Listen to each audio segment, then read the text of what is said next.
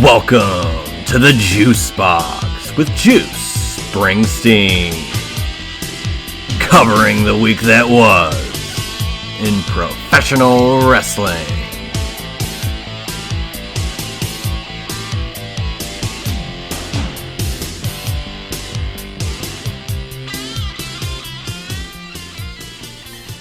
And hello everybody, and welcome to another edition of the Juice Box. I am Juice Springsteen.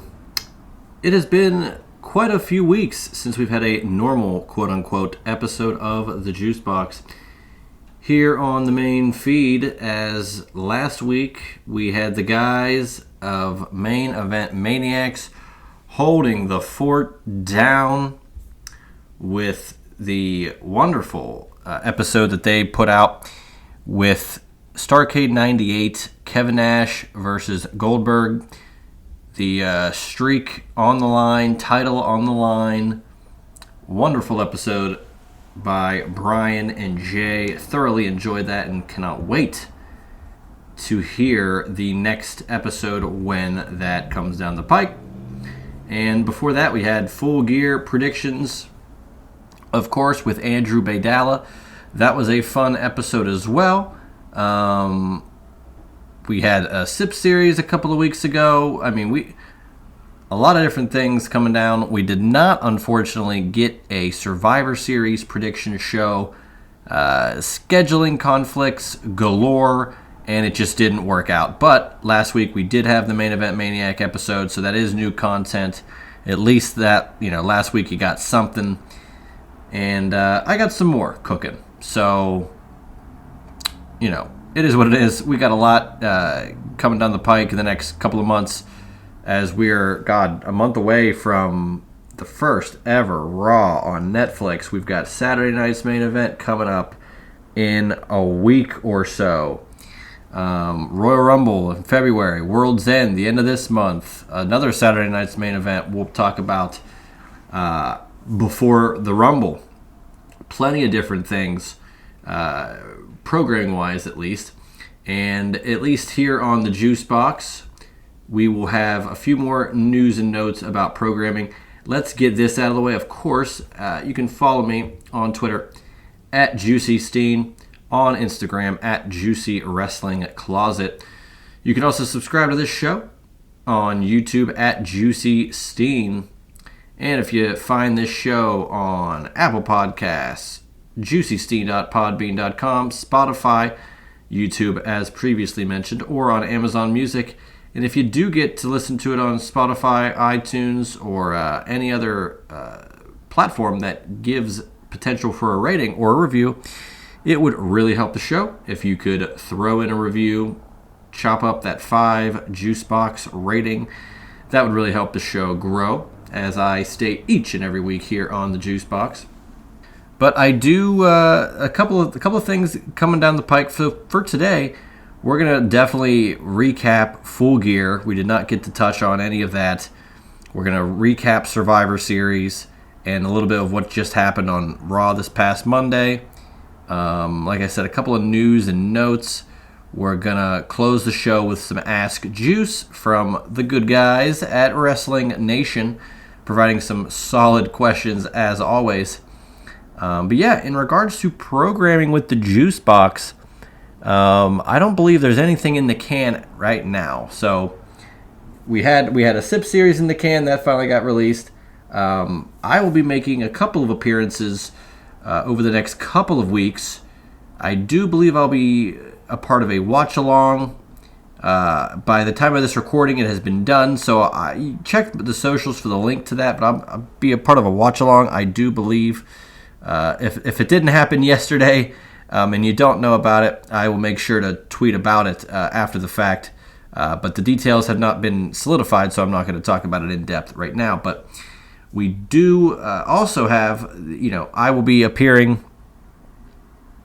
It has not been announced yet, but I do believe I'll be appearing next Monday night on a live show, and I will be tweeting out those details once those get more in the zone of guarantee. I hate I hate saying, oh, we're gonna do this, and then it doesn't happen. Like, I really thought we were gonna get our Survivor Series predictions in order, and couldn't get any of the guys to pop in when we needed to. I also was very busy, so pretty much everybody in the circle of the juice box here was pretty damn scheduled up, and it just didn't happen. But it's fine. Like I said, I had an episode ready to roll for that last week anyway, so it all worked out. In regards to, I like having at least one piece of new content every week, in the pod, whether it's video, audio, what have you, and Main Event Maniacs satiated that. I will be recording another SIP series episode later this month, and likely will be airing at the end of this month. I will not go into detail on that either. We like to keep the lid on things until they're done and recorded. So once that's all set away, you guys will know. But I'm really looking forward to this one. It's kind of an out-of-the-box SIP series episode. And when you see who it is and, get to hear it, and I believe we'll get to see it. It's going to be a video show as well. So when that airs, that'll be pretty cool. But I'm looking forward to recording it, of course.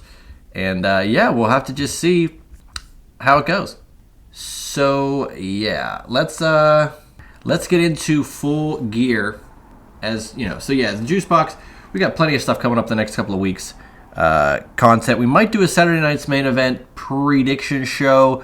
Maybe Josh Eisenberg will just pop in and we'll just talk about stuff, including that. I don't know what we're going to do, but I think Josh is trying to get involved with that, so we'll see how that goes. A SIP series coming down. I got a couple of appearances, and check the Twitter for all of those news and notes as they happen. Let's talk about Full Gear. Didn't really get to discuss this. Like I said, we've been away for a couple of weeks. Holiday, work has been pretty crazy. And like I said, schedules really didn't line up for Survivor Series talk. So pretty much a whole week and a half of new stuff did not get discussed. But man, Full Gear. It was an interesting show, to say the least. I felt it wasn't one of the stronger AEW pay-per-views. But that being said, it definitely delivered, I would wager. We cannot discuss this without talking about the pre-show, of course. 3 matches, the last of which was Big Boom AJ with Big Justice and the Rizzler. The Rizzler is the special guest timekeeper, taking on QT Marshall. This was wild, to say the least. The hype was there. The promotion was there at every corner. You could not get away from the Costco guys promoting this damn match, which is great. I've been saying it, and I'll keep toting this. Big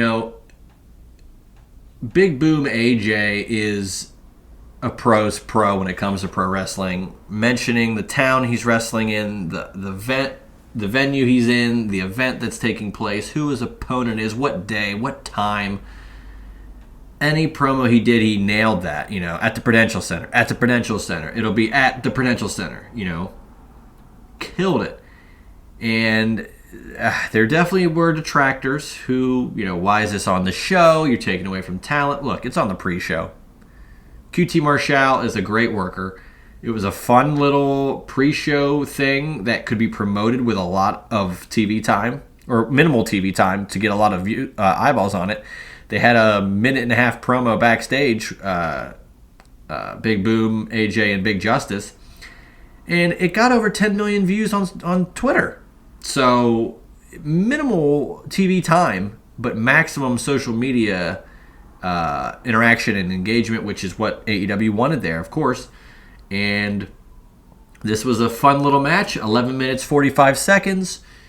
First of all, the Rizzler came out with Paul White, which, again, genius maneuver by AEW there to capitalize on the big guy versus small guy dynamic. I mean, it was just a perfect utilization of the Rizzler and Paul White. Paul White then went to commentary, and it was a fun match. It's been reported now that Big Boom AJ suffered a broken foot either during the match or like before the match and kind of kept it close to the vest. But either way, he performed great, I felt. Big Justice gets a spear on QT Marshall as the referee had his back turned. Big Boom AJ gets the win with the power boom. It was a great moment. I got a lot of clicks, a lot of views, a lot of engagement. That was the idea. And, you know, it seems that once Big Boom AJ's healed, he could potentially get back into the ring with AEW. So I'm looking forward to seeing what they've got cooking next with the Costco guys. You know, love them or hate them. But let's get into the main card. I'm not going to do a deep dive into all of these matches, but any, you know, pieces of business I'd like to touch on, of course I will. Tag titles on the line. Private Party retains. They defeated Outrunners, the Kings of the Black Throne, and the Acclaimed. I like that they kept the titles. I don't think it was necessary to have them lose them as soon as they won them, so I like that. Still remains to be seen what the Outrunners could do as a team. I really thought they had a shot to win. Going in, I really thought that could have been a moment, but with Private Party just winning the titles, you know, maybe it wasn't the right time for the Outrunners to do it, but it is what it is. MJF defeated Roderick Strong. I got to be honest, this Cole, MJF, Roderick Strong, Kyle O'Reilly thing, it's just like, I don't know, it's just not hitting. It's almost as if like AEW is losing sight on why these guys, it's so convoluted. Like, is Roderick Strong a babyface just because he went against MJF? Like, no, but I don't know. There's so many moving pieces that I don't even know if AEW is aware of where those pieces fall. And, of course, that's not good. It's tough to maintain a semblance of continuity when things are wishy-washy like that. So, I don't know. You got World's End coming up. And I do believe, you know, we've got the Dynamite Dozen Battle Royal. As of this recording, it has not happened yet. So, you know, things could change with MJF and how things look with him as we move forward. But we'll skip past that. Mercedes Moné defeated Chris Statlander. Camille dipped. She's done. She's no longer the heavy for Mercedes Moné. But this match, let me tell you what, I was complaining to Andrew, Mr. Baydala, Mr. Clean, Mr. Ticket, about the lack of women's matches. There was only one women's match on this card, and that's like, it's fine to not have them all the way focused. It's just one out of 11 other matches. You know, you could have put another match in there. Just two would have worked. Mariah May, but we did get a segment with Mariah May. But let's get into this first, though. Mercedes Moné, Chris Statlander. Probably Mercedes Moné's best match in AEW outside of the first one. So I felt that it was a quality match between the two women. Chris Statlander is a wonderful talent, and I think she's got a lot going for her, but no title, nothing. We'll see what Moné's got next. I've had problems with that, where, God, how many opponents is she going to mow down and run through before she gets one that could really make a difference in challenge? So we'll see where that heads. Jay White got the win over Hangman. And are we leaning towards Jay White potentially getting a shot at the world title? Again, we have a couple weeks till World's End to figure out what is actually going to conclude with that show with, so we'll see. Of course, the Continental Classic is officially underway, and I want to say who's in these and what's already happened. We've got a few more things coming down the pike. But in the tournament, we've got Shelton Benjamin, Mark Briscoe, Kyle Fletcher, Daniel Garcia, Kazuchika Okada, and the Beast Mortos. In the Gold League, so that was the Blue League. In the Gold League, we have Claudio Castagnoli, Brody King, Will Ospreay, Darby Allin, Commander, and Ricochet. I mean, you could assume that this is leading to Ospreay Okada. You could assume Ospreay Fletcher. You could assume Fletcher Darby. There's a few little matches I think I'd like to see. But Shelton Benjamin got a win over Mark Briscoe, and he got 3 points. Kyle Fletcher got points over Mortos for his win. Garcia and Okada went to a draw, so they are at 1 point apiece. Brody King got a victory over Darby Allin. Claudio got a victory over Ricochet. Will Ospreay over Commander. So things are lining up, but man, Okada, Ospreay seems like that would be the ideal way to go if that's what they want to do. You know, if that's what they want to plug into, then that's fine. I'm here for practically a dream match, but setting it up organically. Okada and Ospreay, but there's a title. There was a lot of tournament matches to set this up. Like, it makes sense. So, here for that. Let's get back to those guys specifically. Kyle Fletcher defeated Will Ospreay in a wonderful match at Full Gear. Kyle Fletcher showing he is more than just a second, tier guy. And Kyle Fletcher, I really like the Don Callis family with Lance Archer in there as well. Takeshita, of course, and we'll get to him in a moment. Daniel Garcia defeated Jack Perry by submission to win the TNT title. Predicted this, thought it was going to happen, and it did. It made sense.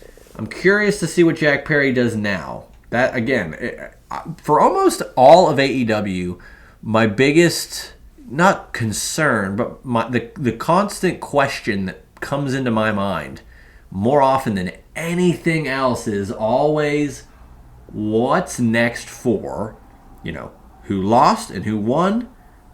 What could be next? Who's next? What do they got going? Do they have anything on the horizon? Is it going to be a waste? So we're figuring that stuff out as we go along. But yeah, you got me with Jack Perry.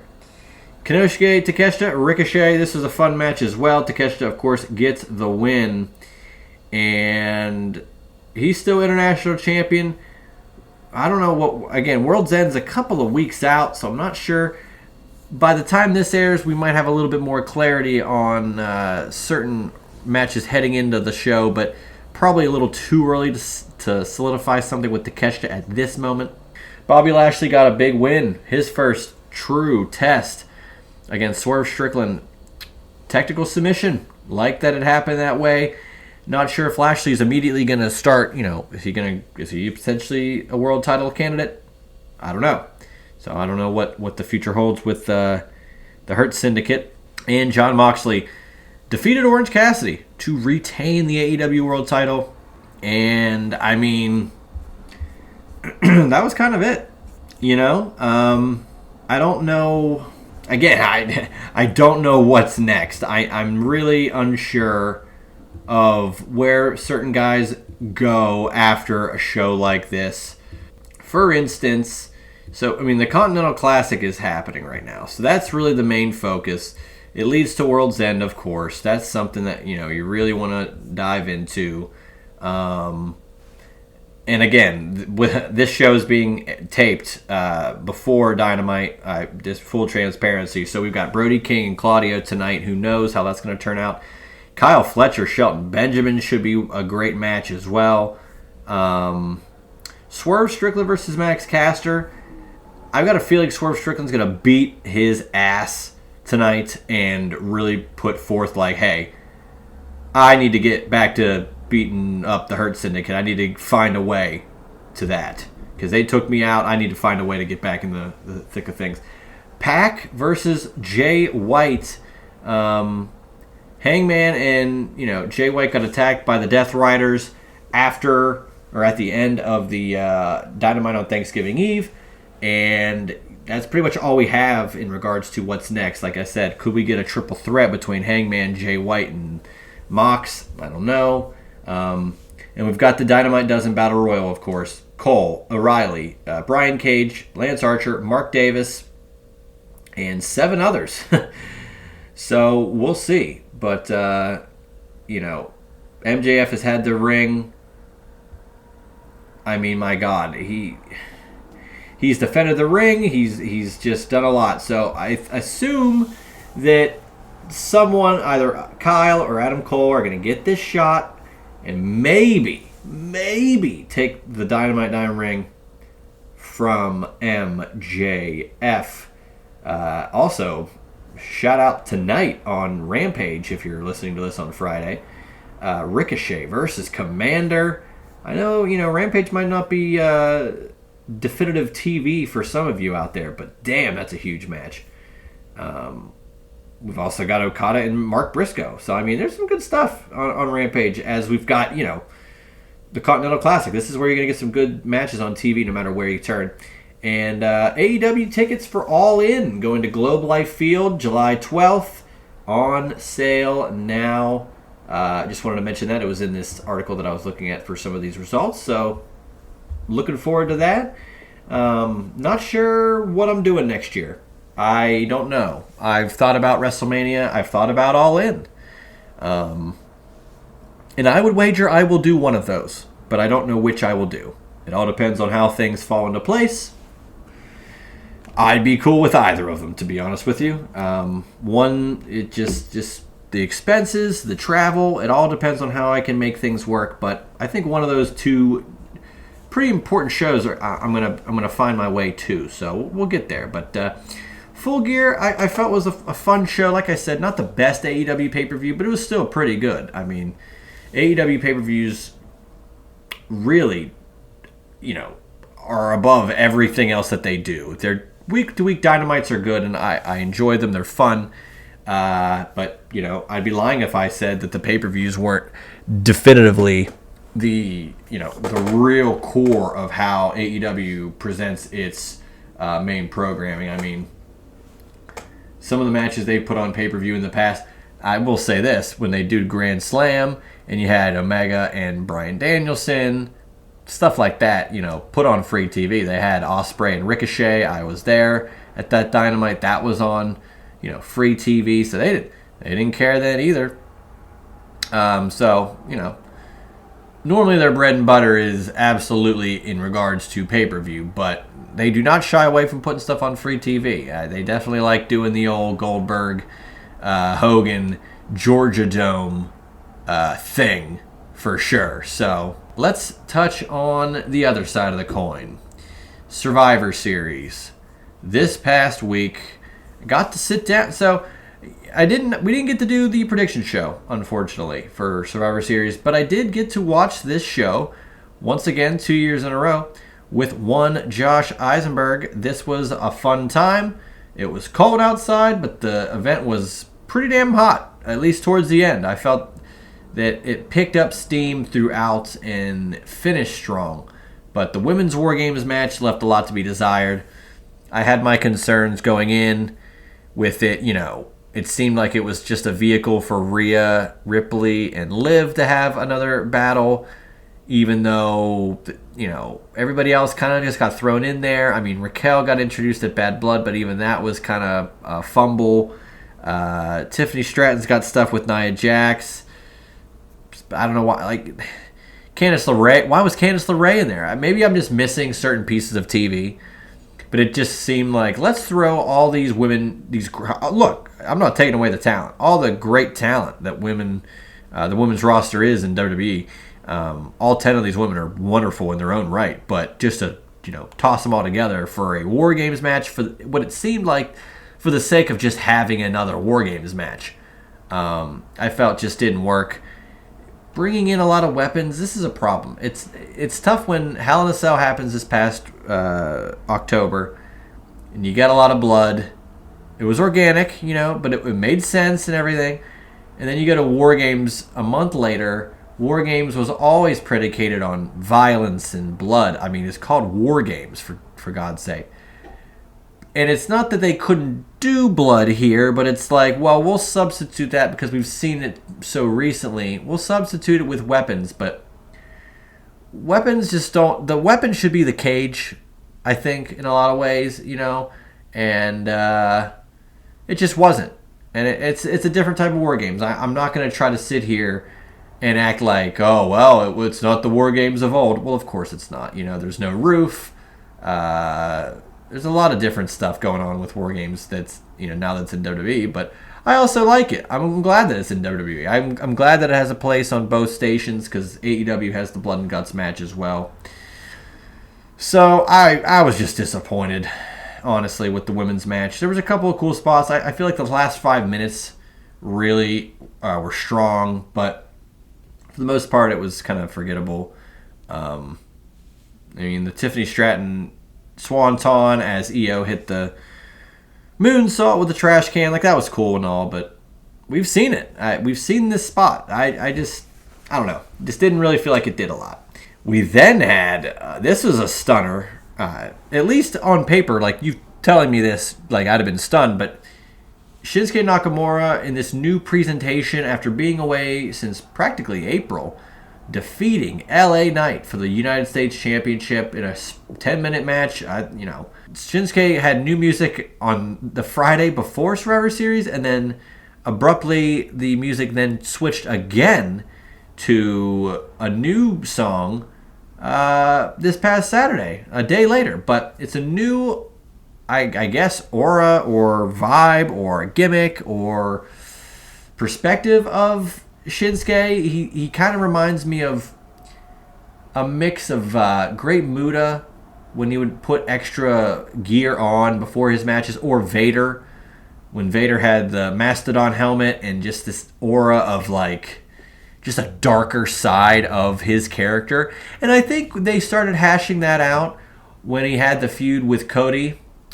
But that being said, I think now it's more honed in. It is definitely a darker character and a more successful one. He hit the mist on LA Knight the night before on SmackDown, and then boom, wins the match, wins the U.S. title. I'm hoping LA Knight potentially gets into that Final Four of the Royal Rumble next year in February 1st to be exact. But I hope just more things are on the horizon, potentially world title opportunities. I don't need to see LA Knight go, trying to reclaim the U.S. title. He's got it. He's had it. A good little run. But now it's time. Let's see what he's got. Probably too early again to predict Saturday night's main event if it's going to happen a certain way. But we will soon. But it's just crazy that's happening. Let's assume Cody wins and retains. Could we see Cody versus LA Knight? Could that possibly be something? I don't see why not. I don't see why it couldn't. And like I said, we'll get there in a moment. I'll discuss some of the stuff happening on the Saturday night's main event, which is pretty damn loaded. 4 matches thus far, but we'll get there. But I'd like to see Cody and LA Knight. Even if it's just a one-off PLE match that I know LA Knight wouldn't win, I think that's more than enough, juice for the squeeze, for lack of a better pun.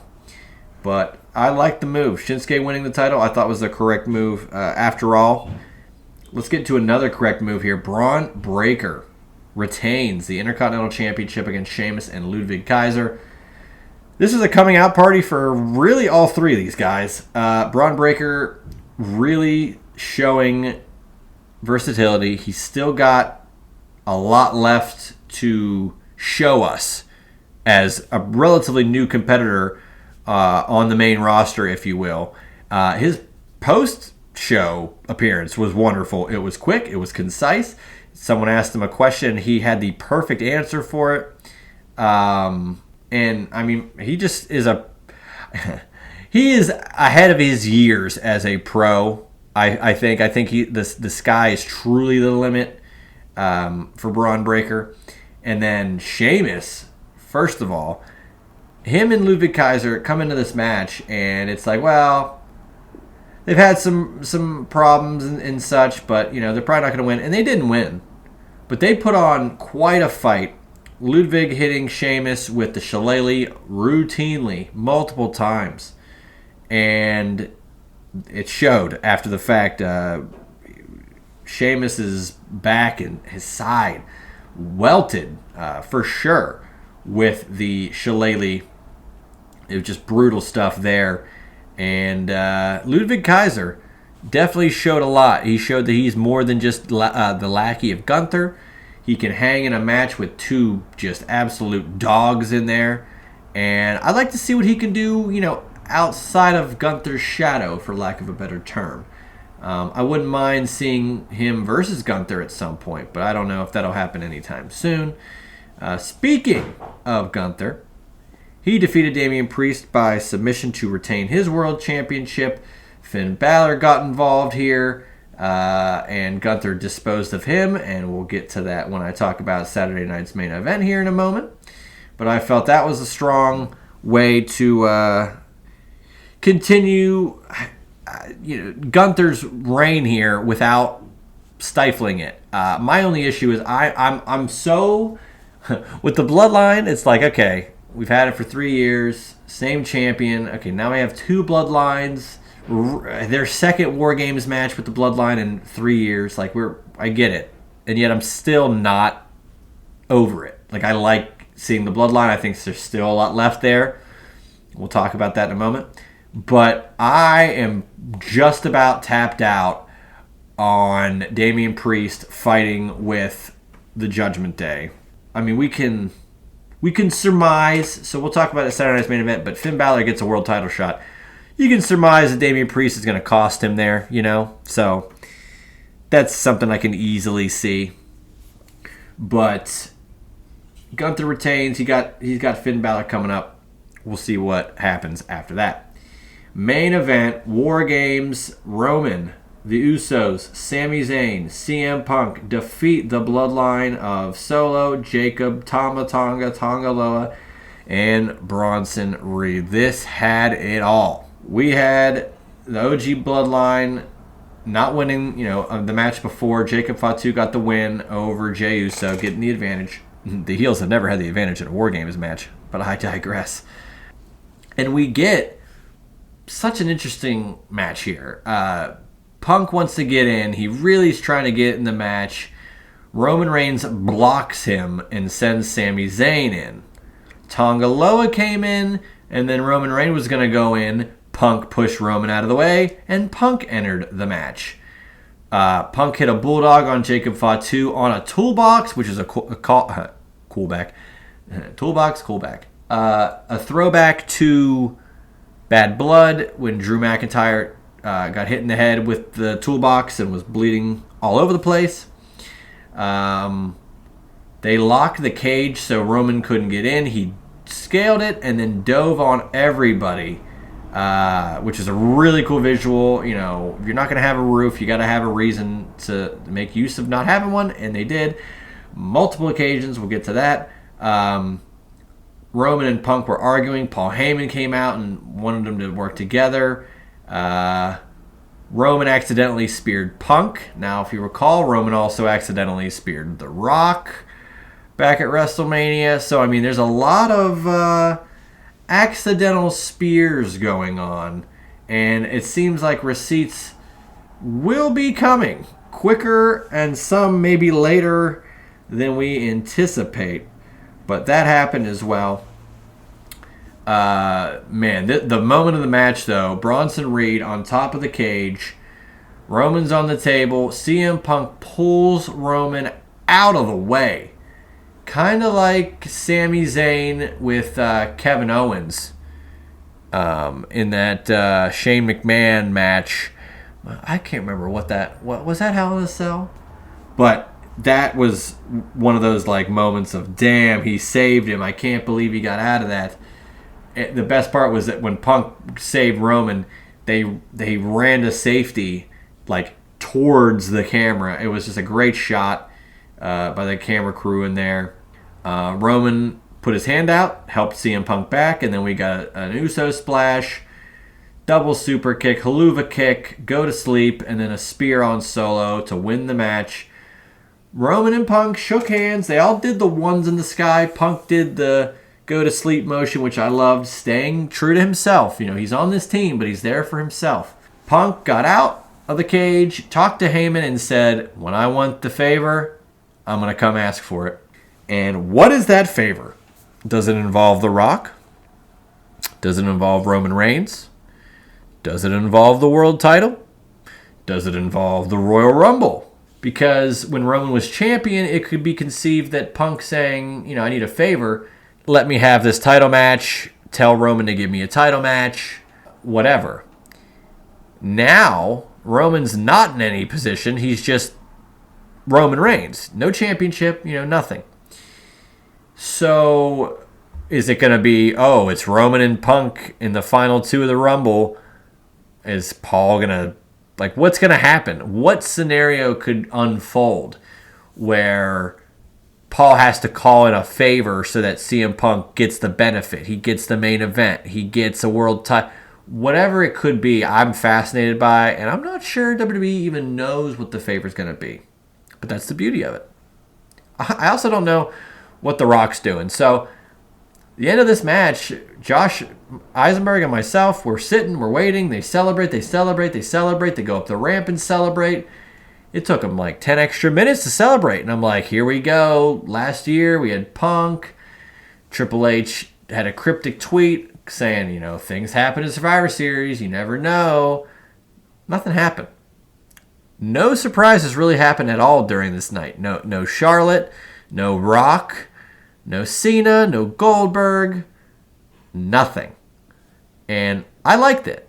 I like that because we all thought something was going to happen, but it didn't.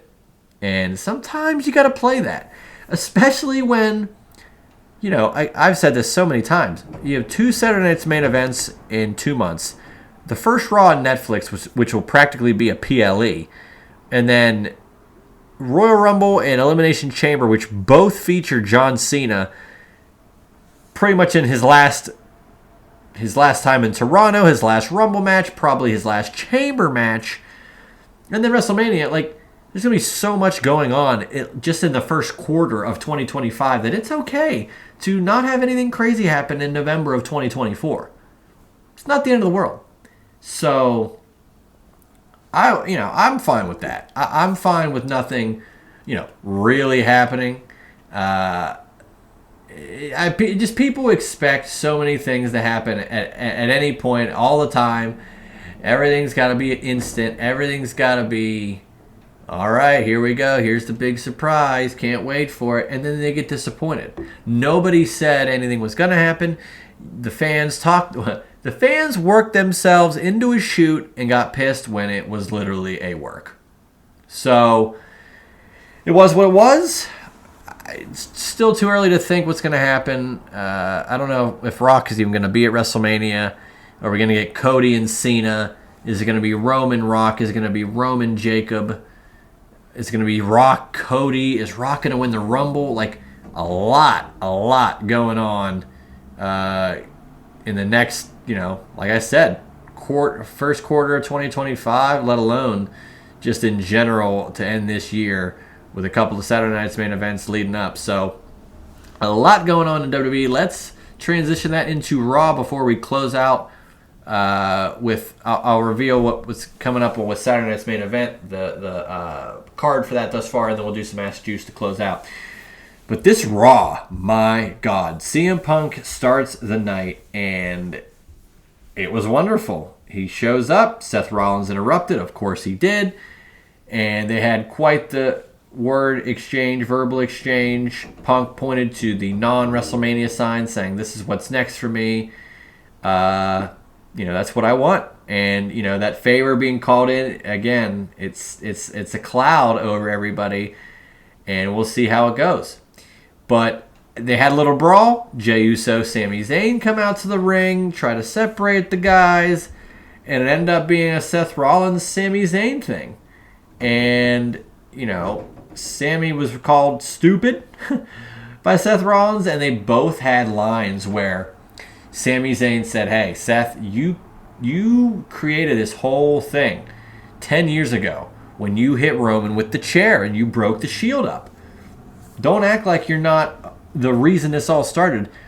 And then Seth Rollins, of course, had a wonderful comeback of, and I can't deny what I did, but let's not forget that you too turned on Roman by hitting him with a steel chair at Royal Rumble in 2023. You know, so what are we talking about here? Like, or was it 2023? I don't even know anymore. I don't know. It was one of the Royal Rumble. It happened. It absolutely happened. And I don't know. This was such great storytelling. You know, it was very well done. I felt. In regards to, well, we got to have it this way.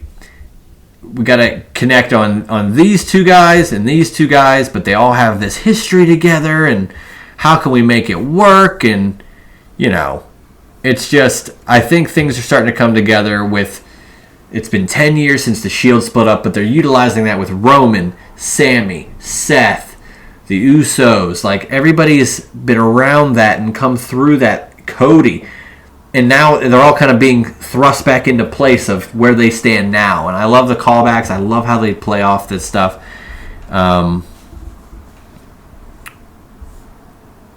Punk also said there's different ways you can finish your story, which was kind of a Cody Rhodes thing.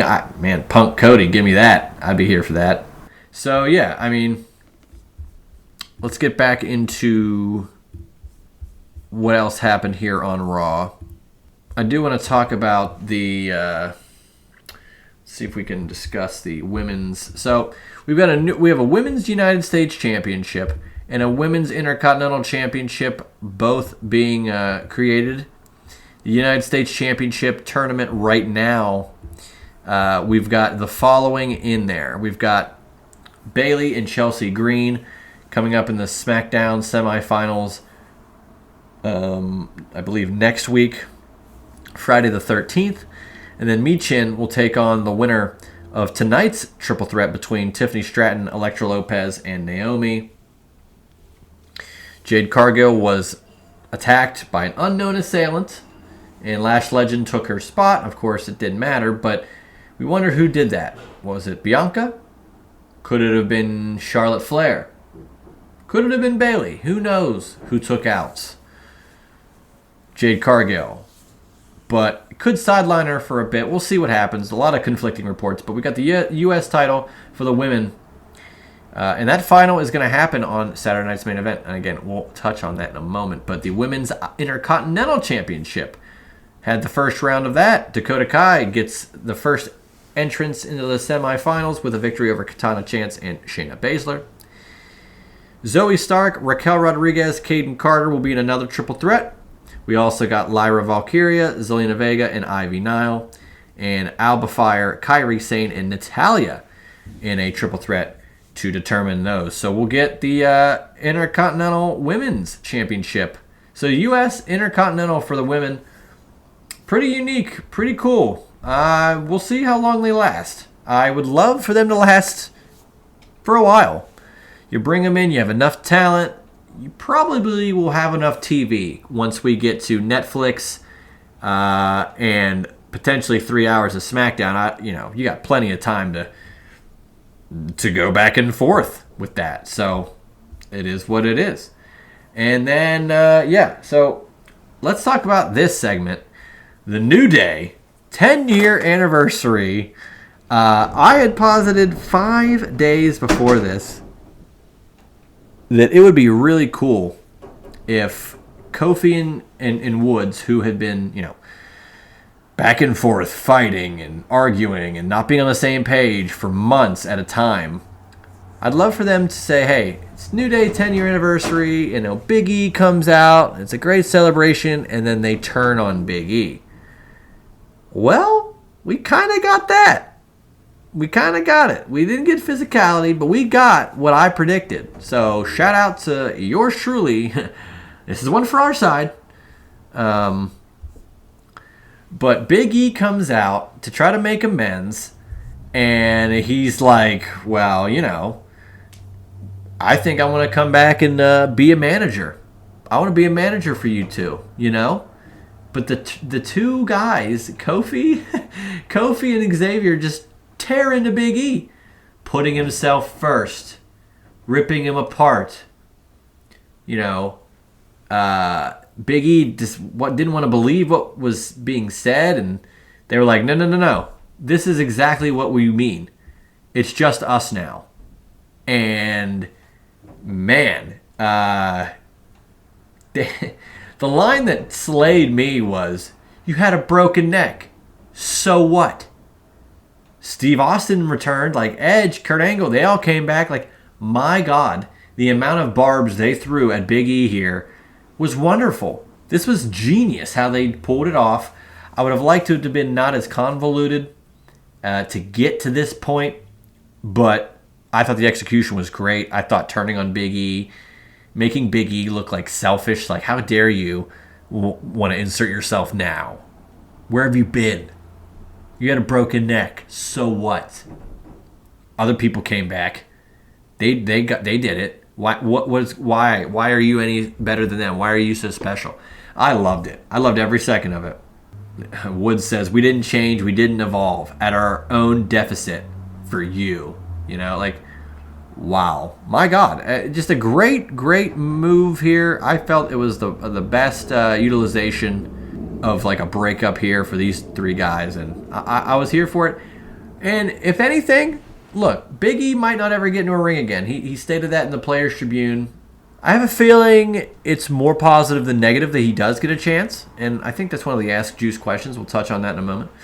But I think regardless of what happens, if Big E comes back or not, this was a perfect vehicle to get a new, believable heel tag team in the New Day. Because one, nobody is going to cheer Woods and Kingston after treating Big E like they did on Monday, which is ideal for a true heel tag team. So I'm looking forward to this New Day coming up. We'll see what they've got in store, and I'm hopeful that it brings more depth to the tag division, because the New Day as they were not bringing any depth. It was just the same old tired thing. But this is a new wrinkle, and I am here for it. Gunther defeated Dom, and that was fun. Dominic Mysterio getting world title opportunity. And then here's this. Small package roll-up for Seth Rollins, gets the win. And then Drew McIntyre returns after Seth leaves the ring.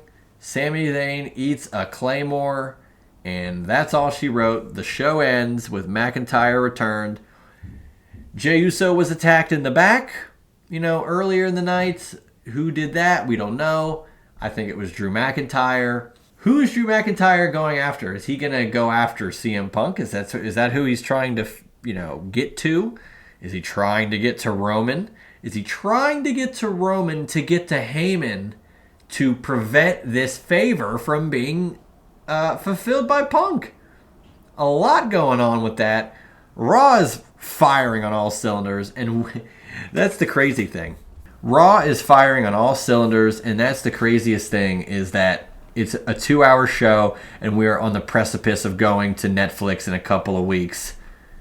And it's only going to get better, in my opinion. I think it's going to get crazier.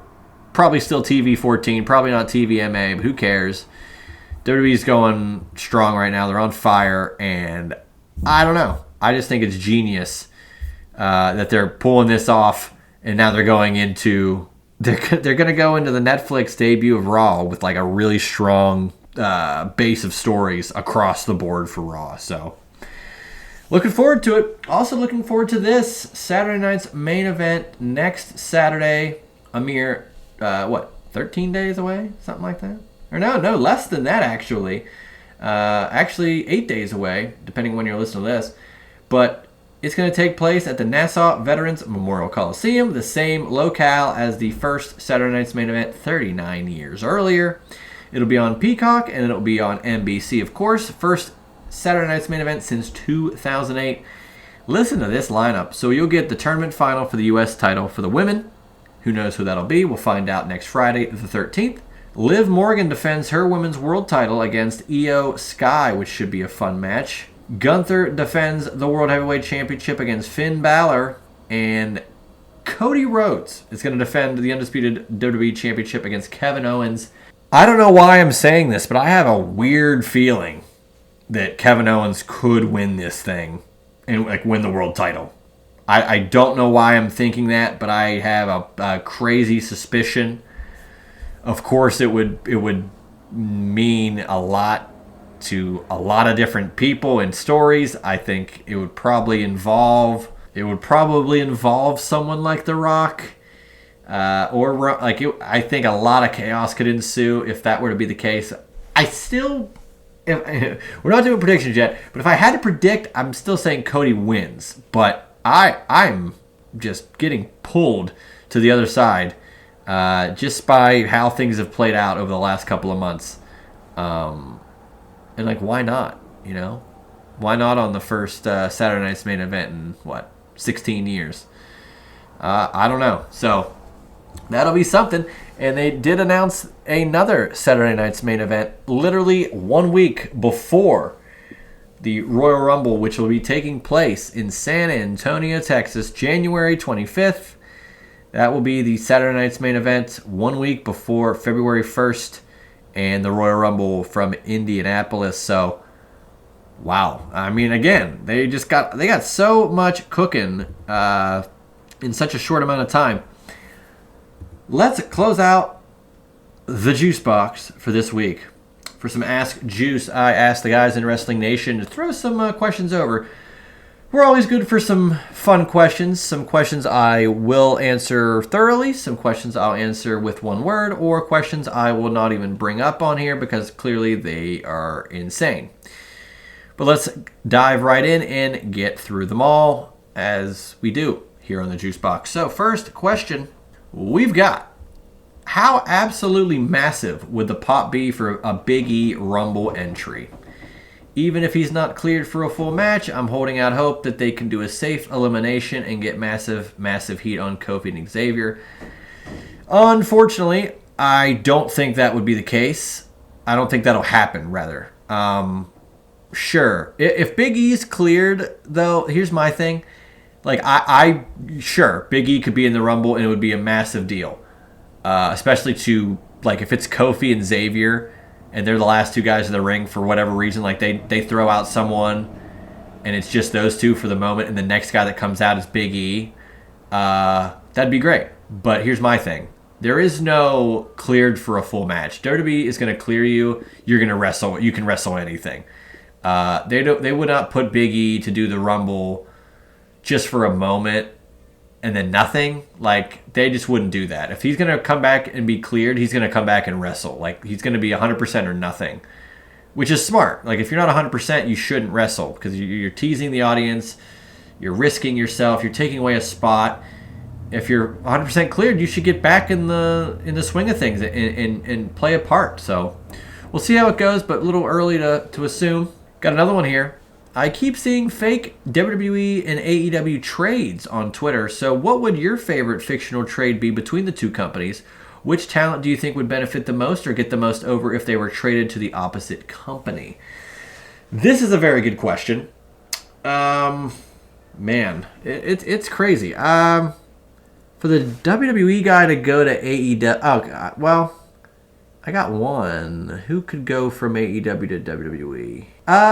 Okay, well, I'll put it this way, and this is not to say any of these guys are equals or what have you, but if you could give me one trade for WWE to AEW, I would trade Kevin Owens for Ricky Starks. I think, even though this is coming from a guy who said Kevin Owens quite possibly could win the world title from Cody Rhodes at Saturday Night's Main Event in 8 days, but I think, let's just say he doesn't win that. I think the sky was the limit for KO, and almost 10 years into his WWE run here, I don't think he's going to have any more world title wins. This might be his last world title opportunity. And I also brought up, I think he could win the world title because if he wins, then you get Sami Zayn somehow finding his way into the main event. Give me Sami Zayn versus KO for the world title at WrestleMania. That would be nuts. But Kevin Owens in... Kevin Steen in AEW would be absolutely unhinged. I think it's the perfect type of atmosphere for a KO or Kevin Steen, however he would present himself. I'm sure it would be Kevin Steen, but it would be so insane. The matches he could have with Darby or, my God, Ospreay, Hangman, Swerve. I just think it would be so much fun to see Kevin Owens in the AEW space. And Ricky Starks, he's been a lightning rod of GCW. He came out at the Mall of America GCW show, or not Mall of America, but the Mall show.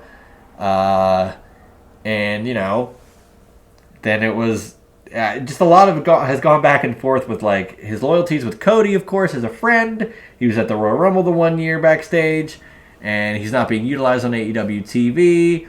Why can't you just let him go? And now it's to a point where it's like, well, he can't work. We're not working with GCW anymore, if you're AEW. And Starks is just kind of in limbo. So trade Ricky Starks for KO. I think it's solid, and both sides would win.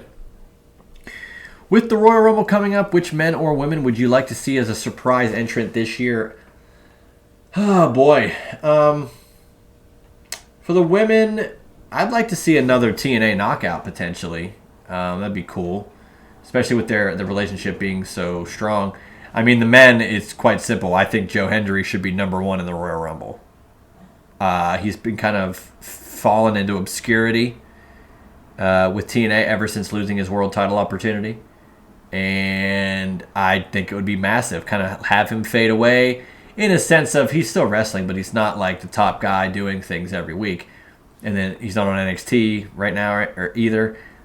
Like, have him come in number 1 in the Rumble. Like, my God. Would that not be huge? So, for the women, it's tougher. Charlotte, I guess, could come back. Becky Lynch probably is someone that would come back. So, there's that. Josh Cross, here we go. He just rattles off a bunch of these. So, is Mick Foley the best Santa Claus? No, that would be Cosmo Kramer. Horchy dorchy dorchy do. Who is in your pro wrestling naughty and nice list this year?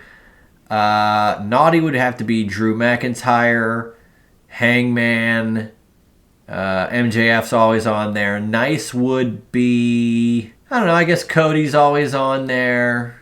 Who else would be in a nice list? The Costco guys. I don't know. That's a interesting question, but a lot of great talent that's been not so nice this year. Do I like eggnog? No, I don't. What is the Mount Rushmore of Christmas movies? That's a loaded question, but I will give you some Christmas movies I like. Let's do, of course, National Lampoon's Christmas Vacation. That's got to be up there. Elf, of course, is up there. I am a fan of horror movies, so give me Black Christmas from 1974, celebrating its 50th anniversary this year. It's pretty cool. And one more Christmas movie. Nightmare Before Christmas is cool, so I'd be in for that. But there's plenty. There's plenty of Christmas movies out there to satiate the masses. What is a better holiday commercial? The Eaton Park Holiday Star and Tree commercial, or the PA Lottery Christmas Carolers one? I like the Christmas Carolers one, but the Eaton Park one is probably more nostalgic for me, and I like that one more. I remember seeing it as a kid. I remember the lottery one too as a kid, but the Holiday Star, like launching onto the tree, I vividly remember that. And Eaton Park's just wonderful. It's practically a localized version of Denny's, but it's got its own charm for sure and a lot of legacy. So big fan of Eaton Park. And I'm also a fan of the Pennsylvania Lottery jingle, so I'm here for that as well. But always a shout out to those guys doing some ass juice, and appreciate Wrestling Nation getting involved as they normally do. But hopefully you guys enjoyed this episode. Had a lot to talk about to recap 2 pay-per-views in the past couple of weeks that we really didn't get to discuss in long form. Saturday night's main event coming up in a couple of weeks. World's End at the end of this month, and then Raw on Netflix January 6th. I will be tweeting out some of my appearances on some other programming soon, and I will also be having a SIP series that will air at the end of December. So that'll be the last, I think, episode to close out the year, although there probably will be a World's End prediction show as well. So you'll get a World's End prediction show. You'll likely get that. You'll likely get a SIP series episode by the end of the year. Potentially something involving Saturday night's main event. We'll see. Haven't really followed through with any of that yet. So hopefully you guys enjoyed this week's episode. Enjoy your weekend. Enjoy this SmackDown Saturday night's main event coming up next week. Looking forward to all the wrestling coming up in the next couple of weeks and months. So for yours truly, I am Juice Springsteen, and you've been listening to, and I hope you tune in next week for another edition of The Juice Box.